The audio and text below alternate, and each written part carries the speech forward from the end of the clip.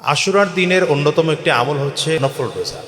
এটা সহিহ বুখারী দ্বারা বর্ণিত। রাসূলুল্লাহ সাল্লাল্লাহু আলাইহি ওয়াসাল্লাম হিজরত করে মদিনায় যাওয়ার পরে ইহুদিদেরকে এই দিনে রোজা রাখতে দেখেছিলেন।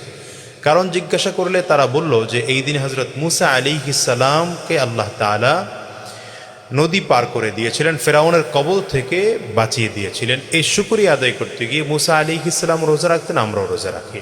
তো নবীজি বলেছিলেন, নাহনু আহাক্কু বিমুসা মিনকুম, মুসার ব্যাপারে তো তোমাদের থেকে আমরা বেশি হকদার। তো সাহাবায়ে কেরাম বর্ণনাকারী বলেন, ফাসামাহু ওয়া আমারা বিসিয়ামি, নবীজি নিজেও রোজা রেখেছেন আর আমাদেরকেও রোজা রাখতে বলেছেন। সেই হিসাবে আশুরার দিনে রোজা রাখাটা হচ্ছে নফল। আশুরার রোজার ব্যাপারে রাসূলুল্লাহ সাল্লাল্লাহু আলাইহি ওয়াসাল্লাম বলেন, সিয়ামু ইয়াউমি আশুরা আহতাসিবু আলাল্লাহি আন ইউকাফিরা আস-সানাতা আল্লাতী ক্বাবলা। নবীজি বলেন যে আশুরার দিনের রোজার ব্যাপারে আমি আশা করি যে আল্লাহ তাআলা এক বছরের সমস্ত গুনাহ মাফ করে দেন। সুবহানাল্লাহ। তবে হ্যাঁ, প্রশ্ন হতে পারে যে আশুরার দিনে রোজা কয়টা?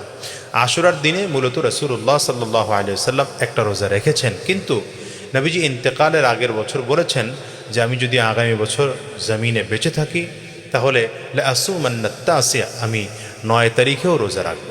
তাহলে নবীজির এই আমল দ্বারা বোঝা যায় যে নবীজি বেঁচে থাকলে 9 এবং 10 2 দিন রোজা রাখতেন।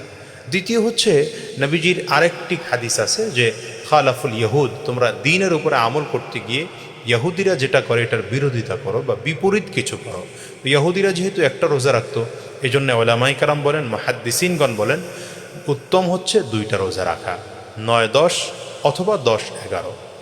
আর সব থেকে ভালো হয় যদি আমরা পারি তাহলে 9, 10, 11 3 দিন রোজা রাখা সব থেকে উত্তম। এই জন্য যাদের আমাদের সাধ্য আছে আমরা আশুরার রোজা 10 তারিখে রাখবো, 9 তারিখে রাখবো, যদি পারি তাহলে ইনশাআল্লাহ 11 তারিখেও রাখবো।